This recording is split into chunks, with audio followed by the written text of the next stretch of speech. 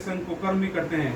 वो क्या है, एक याजक था, लेकिन उसका क्या है, अपने बच्चों पर कंट्रोल नहीं था। तीमुथियुस की पुस्तक में भी लिखा है, एक जो सच्चा प्रभु का सेवक है, लिखा है कि उसको अपने बच्चों का अच्छा प्रबंध करना आना चाहिए। मैं बहुत सारे ऐसे पास्टरों को जानता हूं जिनका अपने बच्चों पर कोई नियंत्रण नहीं है। बहुत सारे ऐसे लोगों को मैं जानता हूं, लेकिन हम बोलते नहीं। हमारा क्या मतलब भैया, परमेश्वर खुद बोले, हम तो खाली देखते हैं। बहुत सारे ऐसे पास्टरों को मैं जानता हूं जो बहुत अच्छे तरीके से सब कुछ कर रहे हैं, लेकिन उनका अपने बच्चों पर नियंत्रण नहीं है। उनके बच्चे क्या है, एक सांसारिक जीवन जी रहे हैं। कहीं ना कहीं उनके जो काम है बच्चों के, वो धीरे धीरे परमेश्वर के दंड को, परमेश्वर के श्राप को पूरे परिवार पर लेकर आते हैं। लिखा है एक याजक के अंदर क्या क्या क्वालिटी होनी चाहिए। तीमुथियुस की पुस्तक में लिखा है, समय कम, बहुत लंबी बातें हैं। तीमुथियुस की पुस्तक में एक याजक के अंदर ये भी क्वालिटी होनी चाहिए कि उसको अपने घर का प्रबंध अच्छा करना आना चाहिए। बहुत सारे लोग सेवकाई में है, लेकिन बच्चों पर कोई कंट्रोल नहीं है। बच्चे बहुत गलत काम कर रहे हैं, उनको कोई मतलब ही नहीं है। परमेश्वर सही करेगा ना एक दिन। अरे भाई, परमेश्वर ने वचन दिया, व्यवस्था उसमें निर्गमन की पुस्तक में बोला कि इनको क्या करो, बच्चों परमेश्वर का भय मानना सिखाओ, सारी बातों को मानना सिखाओ। परमेश्वर ने ये बोला, ये नहीं बोला कि मैं सिंहासन से नीचे उतर के आगे दिन हाथ रखूंगा तुम्हारे बच्चे सही हो जाएंगे। आज्ञाएं दी परमेश्वर ने, कहा अपने वचन से, अपने नाम से देख, अपने वचन को महत्व दिया है। वचन तुम्हें दिया है, बाइबल उसका वचन है, ये उनको सिखाओ, पिलाओ, इस वचन से उनको पालो पोसो, उनको बड़ा करो अपने भय, परमेश्वर के भय में। तो यहाँ पर क्या है, ये एली याजक था, उसके बच्चे गलत काम करते थे। उसकी वजह से क्या हुआ, परमेश्वर ने पूरे फैमिली के ऊपर एक भविष्यवाणी कर दी, बर्बादी की। और यहाँ तक ये हुआ, तब उसने उनसे कहा, तुम ऐसे ऐसे काम क्यों करते हो? मैं इन सब लोगों से तुम्हारे कुकर्मों की चर्चा सुना करता हूँ। हे मेरे बेटों, ऐसा न करो, क्योंकि जो समाचार मेरे सुनने में आता है वह अच्छा नहीं। तुम तो यहोवा की प्रजा से अपराध करते हो। यदि एक मनुष्य दूसरे मनुष्य का अपराध करे तब तो परमेश्वर उसका न्याय करेगा, परंतु यदि कोई मनुष्य यहोवा के विरुद्ध पाप करे तो उसके लिए कौन विनती करेगा? इस तरीके से वो गुनाह करते थे, परमेश्वर के भवन में रहकर विचार करते थे, वो परमेश्वर के विरोध में डायरेक्ट परमेश्वर से पंगा ले लेते थे। आज भी ऐसा होता है, चर्चों में, कलीसियाओं में लव अफेयर चलते हैं। पास्टर को भी पता नहीं है, पास्टर सोचते हैं हमारे विश्वासी भाई है, विश्वासी बहन है, चर्च में बिल्कुल पता भी नहीं पड़ेगा, और बाहर जाके पास्टर आमोद सिंह भी बता दो, मैं सुन रहा था। ऐसा हो रहा है, फ्रेंडशिप्स हो रही है चर्चों में, गर्लफ्रेंड बॉयफ्रेंड का चक्कर हो रहा है चर्च में।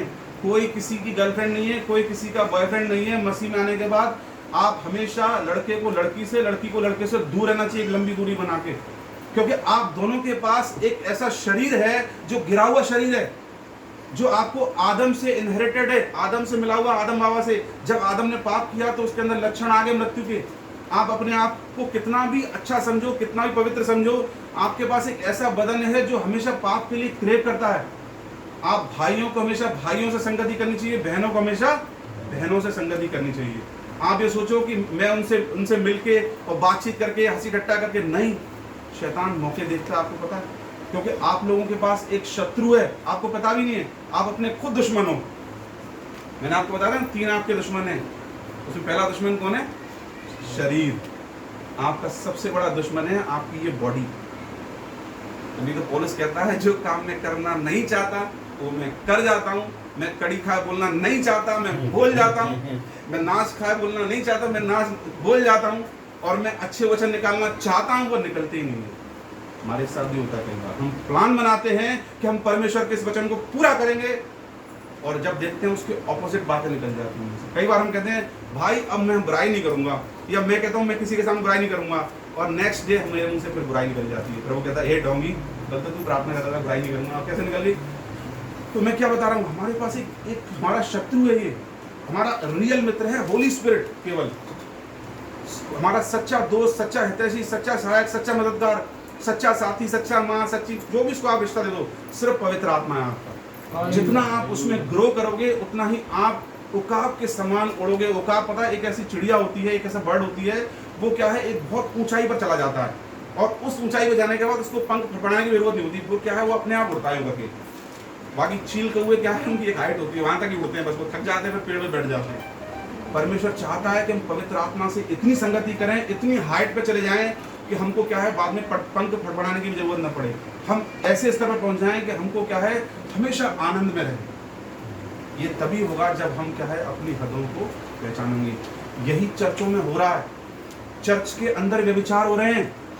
मैंने देखा है, सुना है, मैंने कई जगह, मेरे को मालूम है बहुत सारी बातें, पर हम चुप रहते हैं। चर्च के अंदर गलत काम हो रहे हैं, लेकिन सबसे बड़ी बात ये, कोई नहीं पता, किसी को नहीं पता। अरे भाई, किसको बेवकूफ बना रहे हो? परमेश्वर देख रहा है सब, बढ़ने ही नहीं देगा, आगे बढ़ने ही नहीं देगा। लिखा है एक मनुष्य से अपराध करे तो क्या है, उसका बिचवई है, उसका मीडिएटर है, उसका मध्यस्थ है। एक मनुष्य डायरेक्टली परमेश्वर के विरोध में पाप करता है तो भाई कौन बचाएगा तुम्हें? बचा लो मुझे।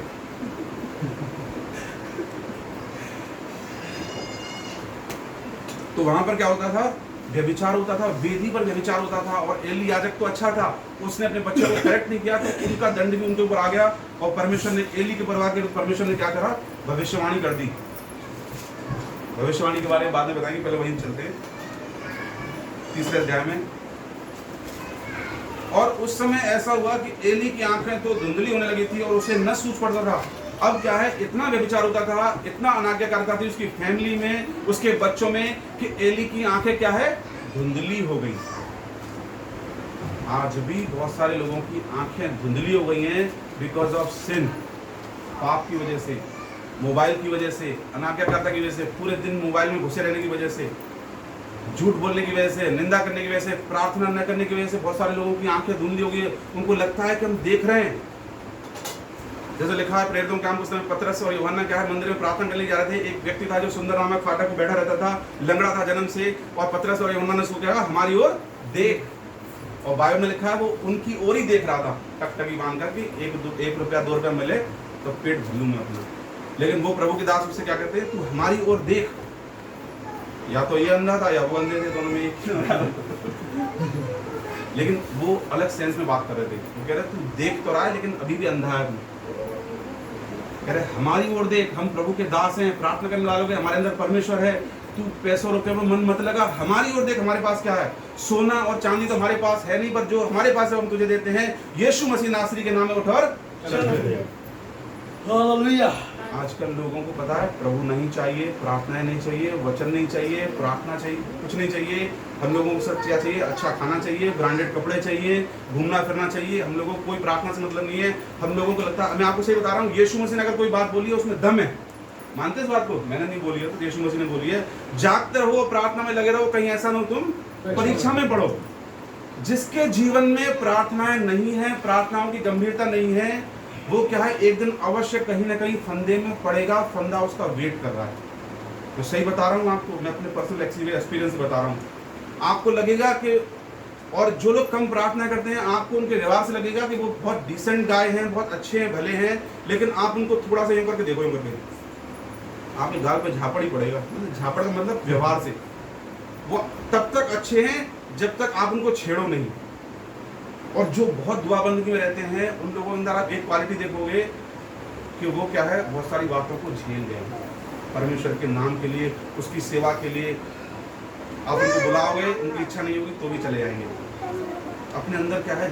चीज़ों को झेलेंगे, कलीसिया के भाइयों के व्यवहार को झेलेंगे, लोगों की हरकतों को झेलेंगे, बहुत सारी चीज़ झेलेंगे। क्यों? यीशु मसीह के बारे में लिखा हुआ है कि ये वो मेमना था जो जगत की उत्पत्ति से पूर्व वध किया गया था। जो लोग प्रार्थनाएं करते हैं, जिन लोगों के जीवन में निरंतर प्रार्थना होती हैं, जिन लोगों के सामने प्रार्थनाएं महत्व रखती हैं, जो प्रार्थनाओं का आदर करते हैं, प्रतिदिन प्रार्थना करते हैं, उनके अंदर एक क्वालिटी होगी कि वो क्या है? अंदर से धीरे धीरे जिंदा होते जाएंगे। वो बहुत सारी बातों को कर जाएंगे वो जो बिना प्रार्थना करने वाले नहीं कर सकते। Hallelujah, hallelujah. इसलिए प्रार्थनाएं क्या है? जरूरी हैं। अब उनकी आंखें क्या है? उंगली होने लगी, धुंधली, और उसे न सूझ पड़ता था जब वह अपने स्थान में लेटा हुआ था और परमेश्वर का दीपक अब तक बुझा नहीं था। और शमूएल यहोवा के मंदिर में जहाँ परमेश्वर का संदूक था लेटा था। केवल एक ही चीज थी जिसकी वजह से परमेश्वर का मंदिर का दिया नहीं बुझा था, वो था शमूएल की सेवा टहल की भावना। अगर मैं आपको सही बता रहा हूँ, शमूएल वहाँ पर नहीं होता, मंदिर का दिया बुझ गया होता और उस मंदिर का को खंडहर में बदलते देर नहीं लगती। आज भी वही है आज कुछ लोग ऐसे हैं जो यीशु मसीह के चरित्र का पीछा कर रहे हैं, जो यीशु मसीह के समान अपने आप को बनाने की कोशिश कर रहे हैं। और वो कैसे करते हैं? वो जब अपने घर में रहते हैं, अपने घर के लोगों के बुरे व्यवहार को बर्दाश्त करते हैं, वो झगड़ा नहीं करते, वो झेलते हैं, वो पिटते हैं अंदर ही अंदर, लेकिन वो कसम खा लेते हैं कि मैं अपने मुंह से बुरा नहीं निकालूंगा, मैं झेलता रहूंगा। जो कलीसिया में भी इस तरीके से बने रहते हैं, जो अपने बिजनेस में भी इस तरीके से बने रहते हैं, जो क्या है अपने आप को हमेशा मारते कूटते रहते हैं परमेश्वर के वचन के खातिर, ऐसे लोग परमेश्वर के सच्चे सेवक होते हैं। और उनकी वजह से जो परमेश्वर का दिया संसार में टिमटमा रहा है, बुझने वाला है, वो बुझेगा नहीं। और जिस दिन पवित्र आत्मा कलीसिया को आकर और ऐसे लोगों को आकर ले जाएगा, मैं आपको सही बता रहा हूँ, अंधेरा कायम रहेगा। हालेलुया। उस दिन पूरी बेड़ी बुझ जाएगी। ये मैंने अपनी भाषा में बोला, सिंधी में, मतलब अंधकार आ जाएगा। कारो मुथी ना पूरो, कुछ सिंधी भाई भी इसलिए प्रचार कर रहा हूँ। तो क्या है, शमूएल वहां पर संदूक के पास में लेटा हुआ था। उसके मन में ये भावना नहीं थी कि मैं बहुत बड़ा पास्टर हूँ, प्रचारक हूँ, एक सेवक की तरह लेटा हुआ था। बस उठता था तो उसको ये ध्यान देता था कि मुझे कपड़ा मारना है, मुझे संदूक की सफाई करनी है, मुझे पानी भरना है, मुझे ये करना है, मुझे वो करना है, मुझे कोई प्रचार नहीं चाहिए। और परमेश्वर दे तो कोई बात नहीं, बहुत अच्छी बात है। ये उसकी पहली भावना होती थी। तो लिखा, परमेश्वर का दिया अभी भी बुझा नहीं था। हर एक वो दिया बुझने वाला है जिसके अंदर परमेश्वर की ये भावनाएं नहीं है। यीशु मसीह ने बोला है, जो पौधा मेरे स्वर्गीय पिता ने नहीं लगा वो क्या करेगा? उखाड़ा जाएगा। हम अपने आप को कितना भी आगे बढ़ाएं, कितना भी आगे बढ़ाएं, परमेश्वर यूं करेगा, पकड़ेगा कॉलर से, चल चल चल चल, कहाँ जा रहा है? और जो अपने आप को छोटा बनाएगा, पीछे रहेगा, हमेशा बैकफुट पर रहेगा, अपने आप को नम्र करेगा, दीन करेगा, कुछ भी नहीं समझेगा, प्रभु मेरे जीवन से मुर्दा भी जिंदा हो जाए तो अरे मैं क्यों महिमा लूं भैया? किसी ने बोया, किसी ने लगाया, लेकिन बढ़ोतरी कौन देने वाला है? परमेश्वर। अगर परमेश्वर काम न करे तो फिर हम कितनी प्रार्थना करें, लोगों के सामने बीन बजाएं प्रचार की, आ जाएंगे प्रभु के पास, प्रार्थना करते हो जिंदा हो जाएंगे। मच्छर को तो जिंदा करके दिखा देना, करने वाला तो ईश्वर ही है। जितना हम आशीष पाएं उतना ही अपने आप को हम डाउन टू अर्थ करें। जब चेलों को क्या है, लोगों ने वहां पे देखा यूनान में कि अरे इन्होंने बहुत बड़ा काम किया है, तो मालाएं लेकर आए, हार लेकर आए उनको चढ़ाने के लिए। और उन्होंने क्या किया, जब देखा ये हमको यहाँ पर हमारी पूजा करने के लिए आए हैं, तुरंत बीच में गए, अपने कपड़े फाड़े। और हम लोग क्या होते, कॉलर ऊपर करते हैं अपने, आइए आइए और मालाएं लाओ और मालाएं लाओ, बगुले की तरह, मेढक की तरह, मेढका की तरह फूल लिया। अरे प्रभु कह रहा है मेरी महिमा इकलौती, वो अब इसको ये शेयर कर रहा है। तुरंत क्या किया, उन चेलों ने कपड़े फाड़े अपने। भाई हम तो तुम्हारी तरह मनुष्य हैं, क्योंकि वो इसलिए नहीं, वो उस भेद को जानते थे कि जैसे हमने घमंड किया, हमने इस महिमा को अपने ऊपर लिया, हमारा सत्यानाश होना शुरू हो जाएगा। उनको ये भेद पता था, और ये भेद पता था इसलिए परमेश्वर ने उनके द्वारा बड़े बड़े काम किए। अरे लोगों को यही भेद पता नहीं है आजकल कि हमारे अंदर घमंड है या जमा हो रहा है। Hallelujah, hallelujah. तब यहोवा ने शमूएल को पुकारा। एली याजक की आंखें धुंधली पड़ गई, उसके आत्मिक कान बंद हो चुके थे, उसके बेटों के कुकर्म की वजह से उसने अपने बेटों को करेक्ट नहीं किया था, और परमेश्वर की आवाज आना उनको बंद हो गई। बहुत सारी कलीसियाएं सिर्फ हल्ला मचा रही हैं यहाँ संसार में, देयर इज नो गॉड, कोई परमेश्वर नहीं उनके बीच में, क्योंकि उनके अंदर परमेश्वर नहीं है। जब तक आपके अंदर परमेश्वर नहीं होगा, आपकी संगति में परमेश्वर नहीं होगा। वो सिर्फ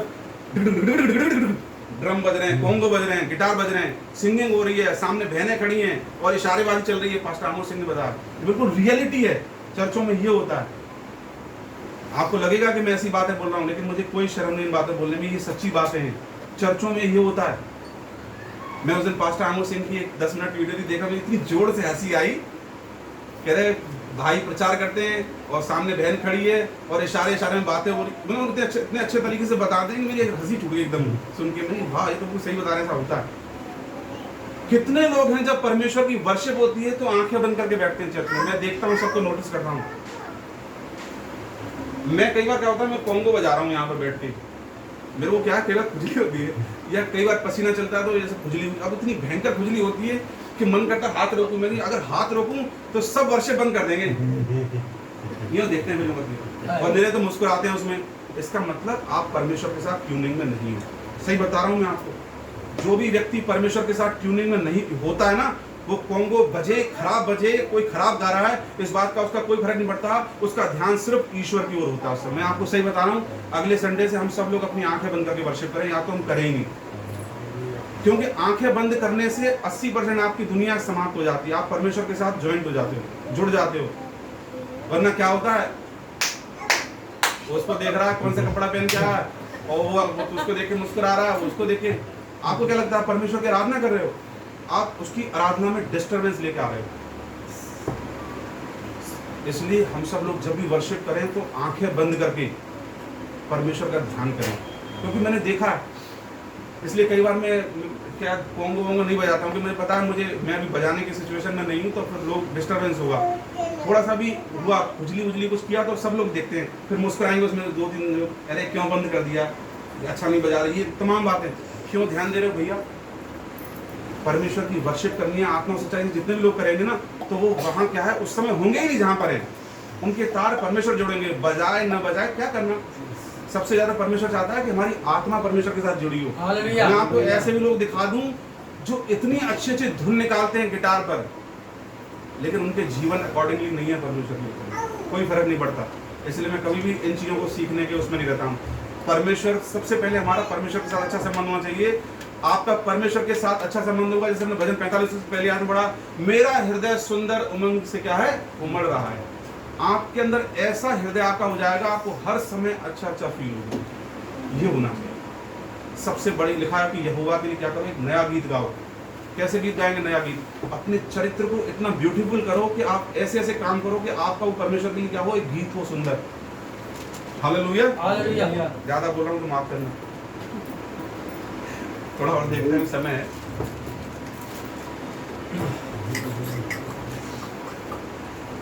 तब यहोवा ने शमूएल को पुकारा। कितनी बड़ी बात है, आज करोड़ों लोग परमेश्वर को पुकार रहे हैं, परंतु परमेश्वर को नहीं सुन, परमेश्वर उनकी कुछ नहीं सुन रहा। कह रहा तुम्हारे पापों ने मुझे अघा दिया है। तुम लोग मुंह से तो मेरा आदर करते हो, जब हम प्रार्थना के वचन बोलते हैं आमीन, हालेलुया, प्रेज द लॉर्ड, क्या तुमने उन बातों पर ध्यान दिया घर जाके, कि वही दाग के 3 पाप। हमने बोला किसी के दोष नहीं लगाना चाहिए, सही बात है, आमीन, जोर से प्रेज द लॉर्ड निकलता अंदर से। जब दोष लगाने की नौबत आई, क्या तुमको ये वचन तब ध्यान आया? तो तुम क्या है, ओठों से उसका आदर कर रहे हो, तुम्हारा हृदय अभी भी परमेश्वर से दूर है। हालेलुया। यहोवा ने शमूएल को पुकारा। कितनी सुंदर बात है, कितनी बड़ी बात है, कितनी ऑनरेबल बात है कि स्वर्ग का परमेश्वर एक छोटे से बच्चे को क्या कर रहा है, आवाज लगा रहा है। वही दिन परमेश्वर चाहता है। इसमें परमेश्वर कहता है कि हे छोटे झुंड, भयभीत न हो, पिता को ये भाया कि वो तुझे क्या दे, राज्य दे। अगर हम चाहते हैं कि हम परमेश्वर की आवाज़ सुने, हम अपने आप को डाउन टू अर्थ बना लें।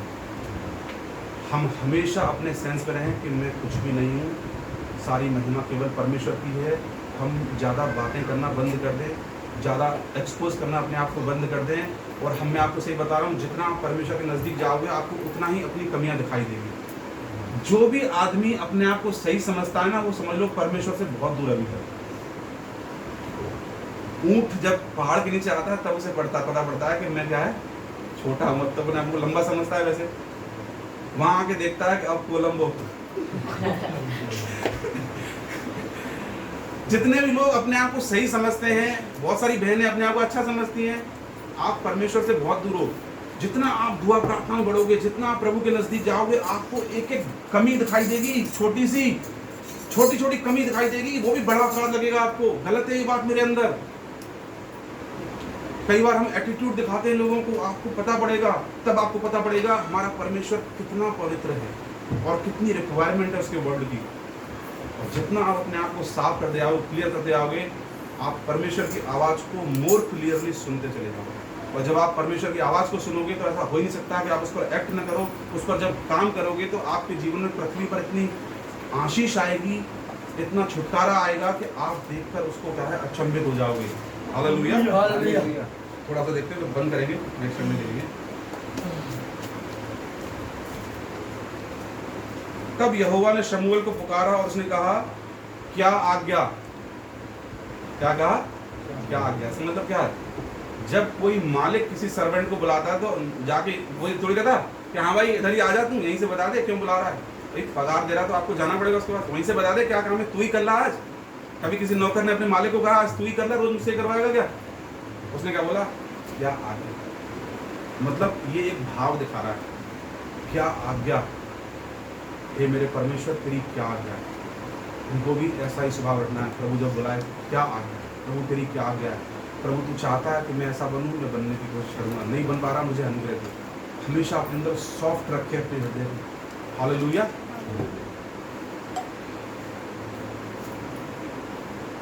तूने तब उसने एली के पास दौड़कर कहा, क्या आ गया? तूने तो मुझे पुकारा। वह बोला, मैंने नहीं पुकारा, फिर जा लेट रहे। और फिर वह जाकर लेट गया। एक आयत और देखेंगे तो खत्म करेंगे। 7वीं आयत पढ़े कोई भी जन।